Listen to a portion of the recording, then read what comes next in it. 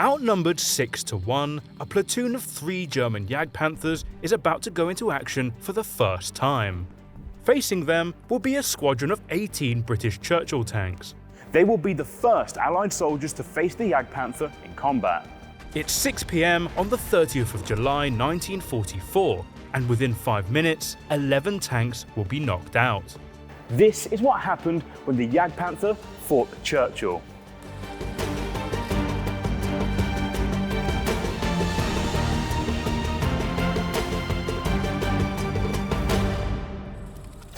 This formidable-looking tank destroyer is the SD-KFZ-173 Jagdpanther, the hunting panther. As the name suggests, it's based on the chassis of the Panther tank and mounts a deadly 88mm Pak-43 Panzerknacker gun. This gun is truly devastating. It has no problem penetrating armour regardless of range, being able to defeat 132mm at an incredible 2,000 metres. The Jagdpanther was designed in 1943 purely to carry this powerful and proven weapon onto the battlefield. The same gun had also been fitted to the Elephant, and as the KWK-43, the Tiger II. The Jagdpanther didn't suffer from mechanical and operational issues that had plagued the Elephant and was faster and less expensive to produce than the Tiger II. One of the reasons the Jagdpanther was cheaper to produce was because it didn't have a traversable turret, and instead it had a superstructure which at the front was 80mm thick, and because it was angled at 55 degrees, this gave it an effective armour thickness of 138mm. Sloped armour and no turret meant that the overall weight of the vehicle could be kept down, meaning less stress on the engine and less stress on the gearbox. Jagdpanther is powered by the Maybach HL230, the same engine that powers the Tiger II. At only 46 tons, it's 22 tons lighter and had an impressive top speed of 29 miles per hour. This also meant that it was less prone to breakdowns and failures, and was considered more reliable than its heavier cousin. But there are limitations in not having a traversable turret. The gun can be traversed 12 degrees each side, but any more than that requires the entire vehicle to turn. That makes targeting much more complicated. So, Jagdpanther is best suited for defensive action, conducted from ambush positions and ideally at longer ranges. But that is not how they were used in the action we're focusing on.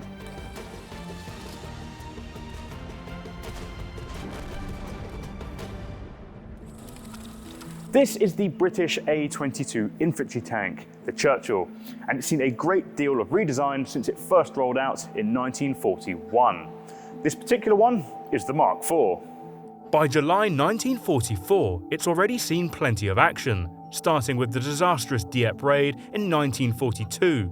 It's fought in North Africa, Italy, and on the Eastern Front with the Soviets, and since June, it's been fighting in France. The basic design dates from June 1940, a time when Britain was under pressure to rearm following its withdrawal from France and with German invasion seeming imminent. With the country's defences in a perilous state, the A-22 was rushed into mass production without the usual rounds of prototyping and testing, and as a result, early Marks suffered from a range of horrifying bugs and flaws. Perhaps unfairly, the Churchill's reputation has never fully recovered, but by 1944, it's an essential part of the British and the Canadian tank force. The Churchill is well armoured, with 89mm on the front of the turret or 102mm with add-on panels, as much as the German Tiger. The front of the hull is 89mm thick in front of the driver, and twice that in front of the bow machine gunner. As a result, it's relatively heavy, weighing in at 40 tons, and the 350 horsepower 12-cylinder Bedford engine is barely adequate. With a top speed of 15 miles an hour on the road and 8 miles an hour across country, it's frustratingly slow, far slower than the Jagdpanther. From late 1943, the Mark III and Mark IV were upgunned from the initial 2-pounder to this, the 6-pounder gun. This is one of the best all-rounder anti-tank guns available to the Allies, but it doesn't match the range or the hitting power that the Jagdpanther has. Nevertheless, it could penetrate 135mm of armour at 100 metres and 89mm of armour at 1000 metres with a standard armour-piercing capped ballistic cap round. In any case, the fighting in northwest Europe usually happened at much shorter distances. The bocage is a landscape of small fields with tall hedge banks and woodlands that covers Normandy. It is anything but good tank country, and it favours the German defenders over the Allied attackers. But here, the Churchill tank is particularly valued for its exceptional cross-country ability, because even though it's slow and heavy, it's able to cross terrain and clear obstacles that no other tank could. That's why, on the 30th of July 1944, 18 Churchill tanks of the 3rd Tank Battalion of the Scots Guards are chosen to seize an objective that lied beyond some particularly difficult terrain. It's only once they get there that the Allied troops encounter something which they had never faced before. But before we go on, we'd like to thank World of Tanks for sponsoring this video and to help us illustrate the tank action sequences using in-game footage. And now, onto the battle.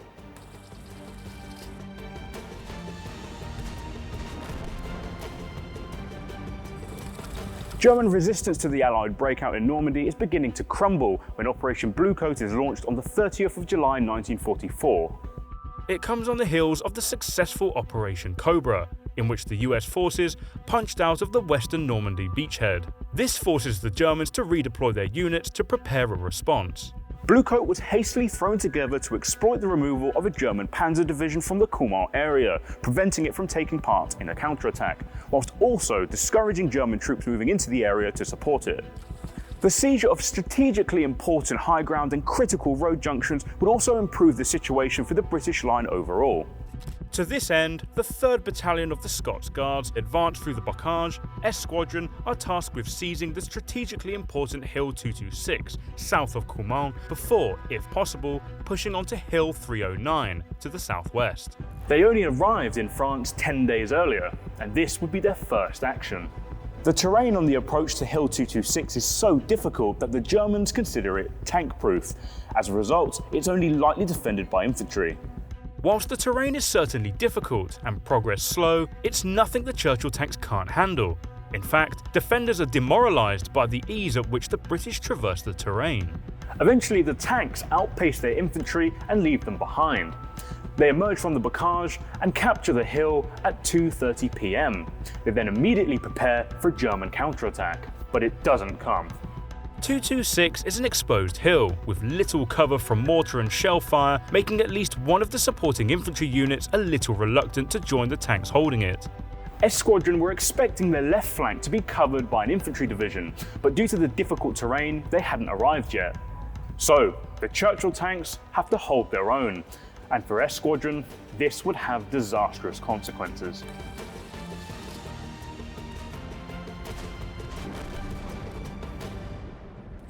Elsewhere along the line, some beleaguered German infantry units had requested armour support, and a platoon of 3 Jagdpanthers is dispatched to assist.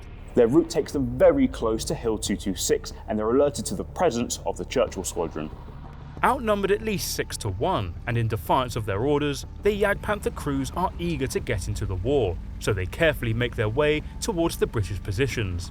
At 6 PM, as the bored guardsmen listen to a BBC radio report on the offensive they're involved in, a violent barrage of German artillery opens up on their positions, catching them completely off guard.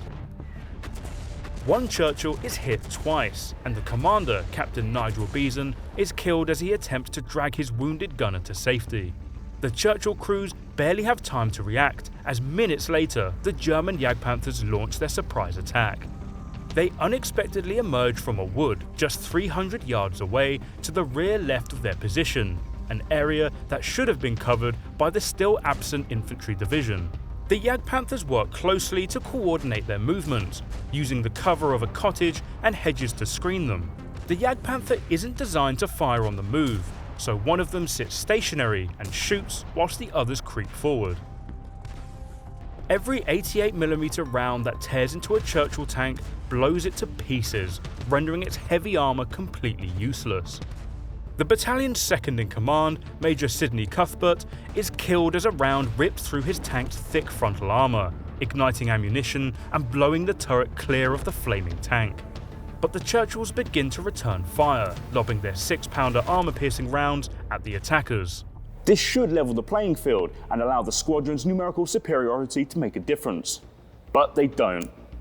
The rounds bounce off the Jagdpanther's sloped armour, causing little more than an inconvenience of scratched paintwork.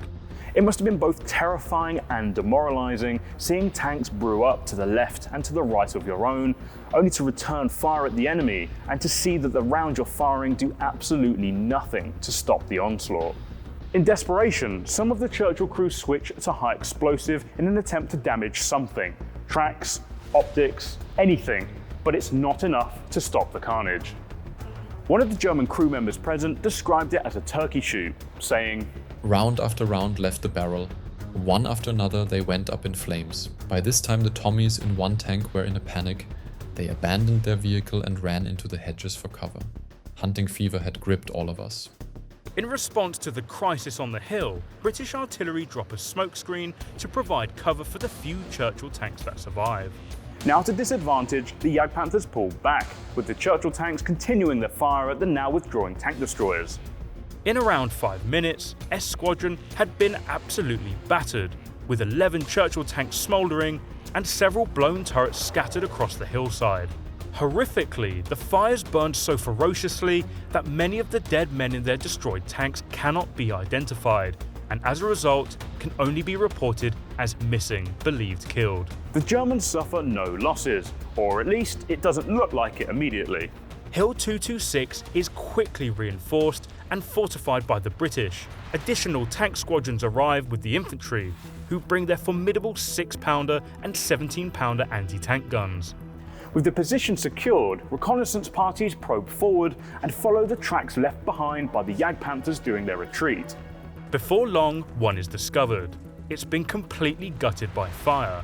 Found to have a broken track, but with no other signs of external damage, it appears the crew hadn't been able to fix it, so destroyed it to prevent it falling into enemy hands. Within about half a mile, another Jagdpanther is found abandoned. On closer inspection, it's found to have shed a track, as one of its drive sprockets is missing several teeth. The result suddenly looks a lot closer than it initially appeared because, statistically at least, both sides had lost 2/3 of their vehicles at this encounter. But is this really a triumph of Jagdpanther over Churchill? If you're enjoying this video, please do consider giving it a like, as it not only supports us, but it also helps get this video out to other military history enthusiasts. Thanks for watching, and now let's try and make sense of it all.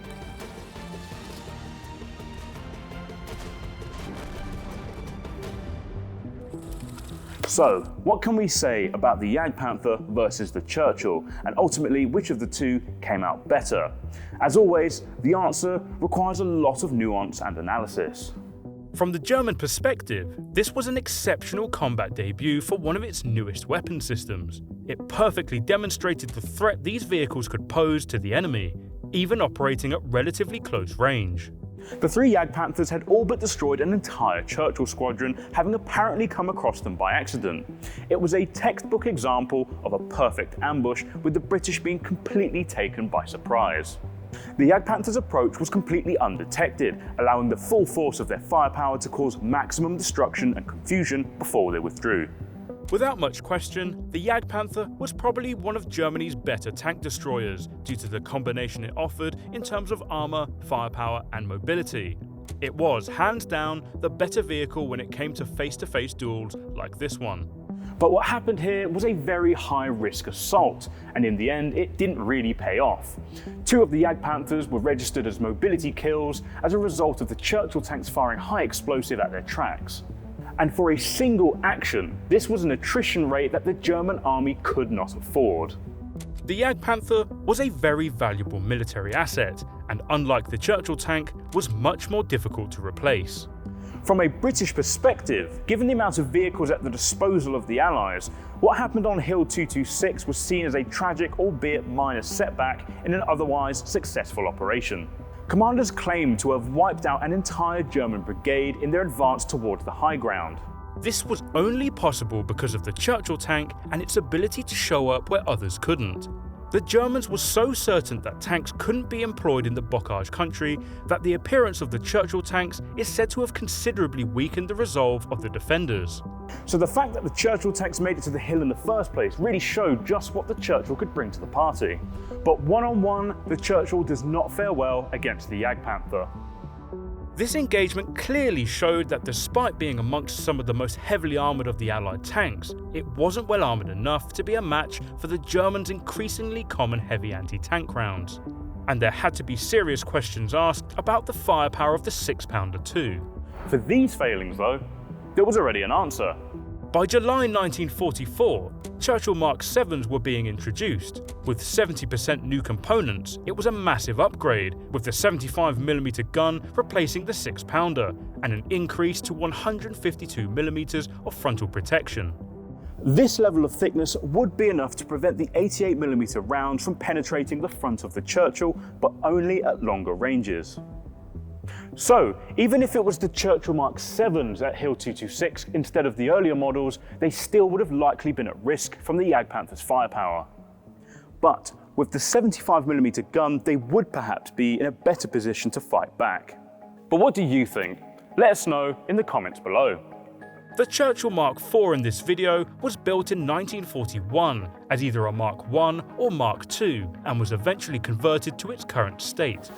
So, the Churchill has a crew of 5. It's got 3 members of the crew up there in the fighting compartment, and that would be the gunner, commander and the loader. And down here at the front, I'm currently in the driver's position, and just next to me would be the bow machine gunner. I've got to say, this is definitely a lot roomier compared to some of the other British tanks of the time, such as the Cromwell tank. If you'd like to find out more about the evolution of the Churchill tank, be sure to check out this video. Our Jagdpanther is one of the few German big cats constructed after the end of World War II under British supervision, after the factory that it was being built in was captured. Like the Churchill, the Jagdpanther does have conventional hatches on the top, but there's also a much larger hatch at the back. And this hatch makes it a lot easier for the crew, ammunition, supplies to be moved in and out of the vehicle with relative ease. Although the fact that this is a rigid superstructure does make it very easy to implement that hatch. And as we're getting into the Jagdpanther, you can actually just see that 40mm of armour at the back of the superstructure, and that's the same thickness on either side as well. So we're here inside the Jagdpanther now, and at first glance you might think that it's actually quite roomy in here. But you have to keep in mind that this is where all of your 5 crew are going to be. You've got your driver who's all the way down there. Just behind you've got the gunner. On the other side you've got the bow machine gunner / radio operator. And at the back here you'd have your commander and your loader. And the thing to remember is that the crews inside these Jagdpanthers are actually picked out from the Panzerjäger anti-tank branch rather than conventional panzer crews. For more information about it, check out this video here. 23 British tank crew lost their lives at the engagement on Hill 226. Their names are recorded on a memorial at the site.